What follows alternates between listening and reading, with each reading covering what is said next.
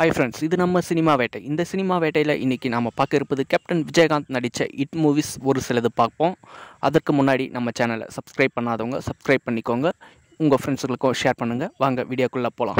தமிழ் சினிமாவை பொறுத்த வரைக்கும் ஒரு சில படங்கள் ஆரம்பத்திலிருந்து பார்த்தா தான் நமக்கு கதை புரியும். அப்படி பார்த்தா தான் ஒரு சில பேருக்கு இன்ட்ரெஸ்டிங்காகவும் இருக்கும். ஸோ அந்த வகையில் பார்க்கும்போது நம்ம கேப்டன் விஜயகாந்தோட ஒரு சில படங்கள் எந்த இடத்துல இருந்து எப்படி பார்த்தாலும் அந்த படம் நம்ம இன்ட்ரெஸ்ட்டாக கொண்டு போகும். அதில் நம்ம ஃபஸ்ட்டில் பார்க்க இருப்பது சட்டம் ஒரு இருட்டறை. விஜயகாந்த்னாலே சட்டம் ஒரு இருட்டறை தான். ஏன்னா அதுதான் அவருக்கு ஃபஸ்ட்டு ஹிட் கொடுத்த பிளாக் பஸ்டர் மூவி. ஸோ நம்ம தமிழ் சினிமாவை பொறுத்த வரைக்கும் ஒரு ஆக்ஷன் ஹீரோ கிடைத்ததற்கு காரணமும் இந்த படம் தான். இந்த படத்தை தளபதி விஜயோட அப்பா எஸ்.ஏ. சந்திரசேகர் தான் டைரக்ஷன் செய்திருந்தார்.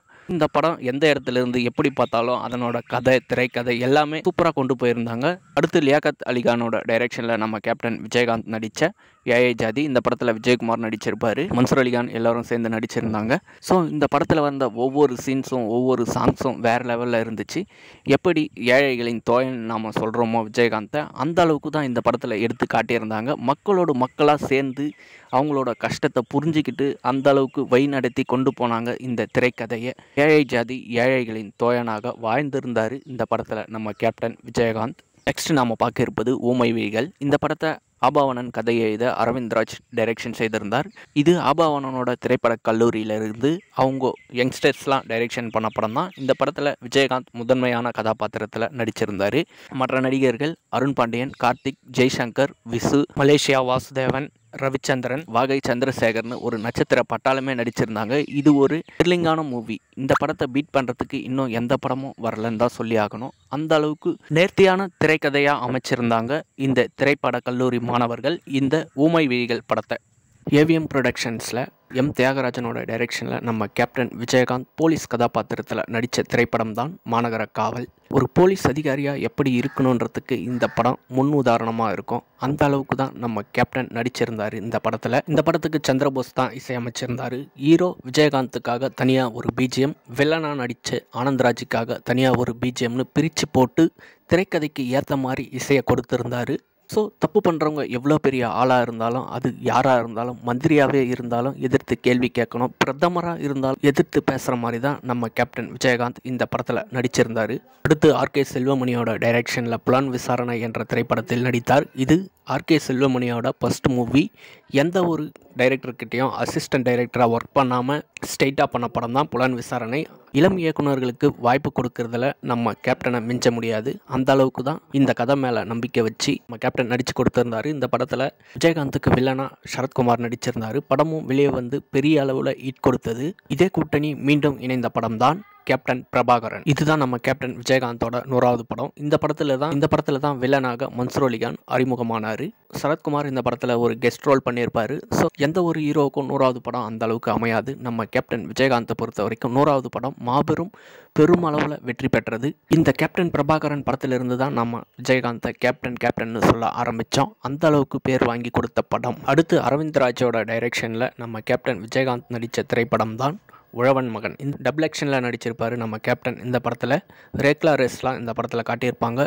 ஸோ அதற்காக நம்ம கேப்டன் விஜயகாந்த் 1000 ஆடுகளை தன்னோட செலவில் கொண்டு வந்து நடிக்க வச்சிருப்பார். இதே ரஜினி, கமல் யாராவது நடிச்சிருந்தாங்கன்னா அவங்க செலவில் பண்ணியிருப்பாங்களான்றது சந்தேகம்தான். என்னோட கடமை நடிக்கிறது மட்டும்தான் சொல்லி தட்டி கழிச்சிருப்பாங்க. ஆனால் நம்ம கேப்டன் விஜயகாந்த் அதை தன்னோட சொந்த செலவிலேயே பண்ணியிருந்தார். ஸோ இந்த படத்தில் டிஎம் சௌந்தரராஜன் விஜயகாந்துக்காக ஒரு பாடலை பாடி கொடுத்துருந்தாரு. அடுத்து தளபதி விஜயின் 2வது திரைப்படமான செந்தூரப்பாண்டி. இந்த படத்தில் நம்ம கேப்டன் இடைவேளையிலிருந்து தான் வருவார். ஸோ அந்த அளவுக்கு நம்ம தளபதி விஜயை வளர்த்து விட்ட பெருமை நம்ம விஜயகாந்தை தான் சேரும். ஸோ இந்த படத்தில் நடித்து கொடுத்ததுக்காக நம்ம கேப்டன் விஜயகாந்த் ஒரே ₹1 கூட சம்பளமாக வாங்கலை. ஆர்வி உதயகுமாரோட டைரக்ஷனில் நம்ம கேப்டன் விஜயகாந்த் நடித்த திரைப்படம் தான் சின்ன கவுண்டர். இந்த படத்தில் விஜயகாந்துக்கு ஜோடியாக சுகன்யா நடிச்சிருப்பாங்க. மனோரமா மற்றும் கவுண்டமணி, செந்தில் எல்லோரும் சேர்ந்து நடிச்சிருந்தாங்க.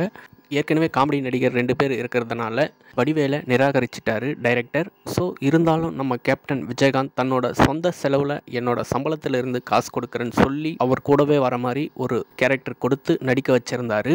இந்த படத்துக்கு இளையராஜா மியூசிக் பண்ணியிருந்தார். ஸோ எல்லா பாடல்களும் செம்ம ஹிட்டானது.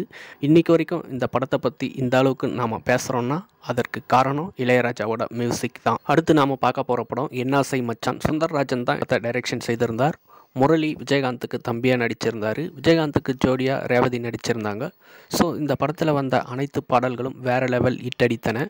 ஸோ தொடர்ந்து ஆக்ஷன் படங்களாக நடிச்சிட்டு வந்த நம்ம கேப்டன் அவ்வப்போது குடும்ப கதையிலையும் நடிச்சிட்டு வந்தார். அப்படி அவர் குடும்ப கதையில் நடித்த திரைப்படம் தான் வானத்தை போல. இந்த படத்தில் டபுள் ஆக்ஷனில் நடிச்சிருப்பார் நம்ம கேப்டன். விஜயகாந்துக்கு தம்பியாக லிவிங்ஸ்டனும் பிரபுதேவாவும் நடிச்சிருந்தாங்க. ஸோ இந்த படத்தில் வந்த அனைத்து பாடல்களும் தாறுமாறு ஹிட் அடித்தன. படமும் குடும்பங்கள் கொண்டாடும் வெற்றியாகவே பார்க்கப்பட்டது இந்த வானத்தை போல. நெக்ஸ்ட் அறிமுக இயக்குனர் மகாராஜனோட டைரக்ஷனில் விஜயகாந்த் நடித்த திரைப்படம் தான் வல்லரசு. இந்த படத்தில் விஜயகாந்துக்கு ஜோடியா தேவயானி நடிச்சிருந்தாங்க.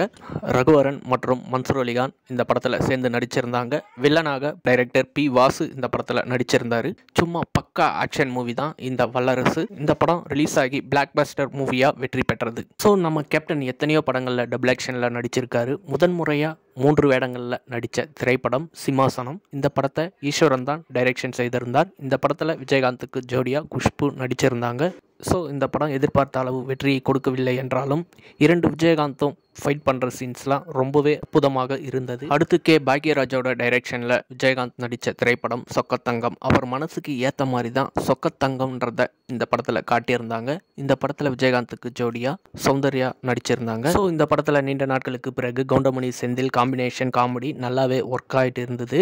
அடுத்து பிரகாஷ் ராஜ் அப்போதைக்கு நிறைய படங்களில் வில்லனாக நடிச்சுக்கிட்டு இருந்தார். இந்த படத்தில் நல்ல ஒரு கேரக்டர் கொடுத்து விஜயகாந்தோட தங்கச்சி புருஷனாக நல்ல ஒரு கேரக்டராக நடித்து கொடுத்துருந்தாரு பிரகாஷ் ராஜ். அடுத்து தவசி எனும் குடும்ப கதையில் நடித்தார் நம்ம கேப்டன் விஜயகாந்த். இந்த படத்தில் வடிவேலுவோட காமெடி நல்லாவே ஒர்க் அவுட் ஆயிடுச்சு. ஸோ இந்த படத்தில் வந்த பாடல்களும் பெருமளவில் ஹிட் அடித்தன. அப்பா மகன் பாசத்தை பிரித்து கடைசியில் எப்படி கொண்டு வந்து ஒன்று சேர்க்குறாங்கன்றது தான் இந்த படத்தோட விறுவிறுப்பான திரைக்கதை. அடுத்து கண்ணு பட போகுதையா. இந்த படத்தில் விஜயகாந்துக்கு ஜோடியாக சிம்ரன் நடிச்சிருந்தாங்க. விஜயகாந்துக்கு தம்பியாக கரண் நடிச்சிருந்தார். ஸோ தான் காதலிச்ச பொண்ணையே தன்னோட தம்பி ஆசைப்படுறாருன்றதுக்காக தன்னோட காதலியை தியாகம் செய்கிற விஜயகாந்த் ஒரு பக்கம், தன்னை நம்பியும் இந்த மண்ணை நம்பியும் வந்த மக்களை கடைசி வரைக்கும் காப்பாற்றணுன்றதுக்காக போராடி உயிரை விடுற வாசுதேவர் ஐயாவா நடித்த விஜயகாந்த் ஒரு பக்கம்னு சும்மா நடிப்பில் மிரட்டி விட்டு இருந்தார் நம்ம கேப்டன். அடுத்து அரவிந்த்ராஜோட டைரக்ஷனில் நம்ம கேப்டன் விஜயகாந்த் நடித்த திரைப்படம் கருப்பு நிலா. இந்த படத்தில் ஹெலிகாப்டர் சீனில் அப்படியே ரியலாக தொங்கிக்கிட்டே போயிட்டு ஃபைட் பண்ணியிருப்பார் நம்ம கேப்டன். அடுத்து எஸ்.ஏ. சந்திரசேகரோட டைரக்ஷனில் நடித்த திரைப்படம் பெரியண்ணா. இந்த படத்தில் சூர்யாவும் நடிச்சிருந்தார். ஸோ இந்த படத்துலேயும் பாதியிலிருந்து தான் வருவார் நம்ம கேப்டன் விஜயகாந்த். சூர்யாவை வளர்த்து விட்ட பெருமையும் விஜயகாந்தை தான் சேரும். அடுத்து நரசிம்மா எனும் ஆக்ஷன் படத்தில் நடிச்சிருந்தார் நம்ம கேப்டன் விஜயகாந்த். இந்த படத்தில் பலவிதமான தோற்றத்தில் தோன்றி வருவார் நம்ம கேப்டன். அதுவும் நரசிம்ம அவதாரம் எடுத்து அப்படியே வரும்போது ஆக்ரோஷமாக கத்திக்கிட்டு வந்து வில்லன்களை கொல்ற சீன்லாம் சும்மா வேற லெவலில் இருந்தது. அடுத்து ஏஆர் முருகதாஸோட டைரக்ஷனில் நம்ம கேப்டன் விஜயகாந்த் நடித்த திரைப்படம் ரமணா. இந்த படத்தை அந்த அளவுக்கு யாராலும் மறக்க முடியாத படமாக தான் இருந்தது. இன்னைக்கு வரைக்கும் இருக்குது. தமிழில் பிடிக்காத ஒரே வார்த்தை மன்னிப்பு.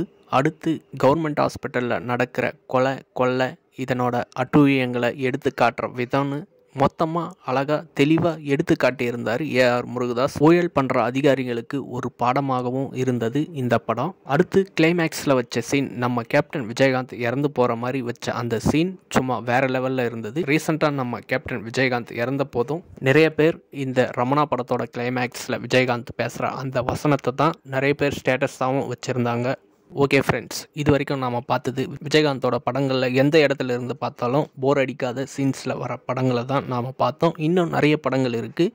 அடுத்தடுத்த வீடியோவில் நாம் ஒவ்வொரு படங்களாக பார்ப்போம். இந்த வீடியோவில் எந்த படம் உங்களுக்கு ரொம்பவும் பிடிச்சதுன்றதை கமெண்ட்டில் சொல்லுங்கள். விஜயகாந்தையும் எந்த அளவுக்கு பிடிக்குன்றதையும் கமெண்ட்டில் சொல்லுங்கள்.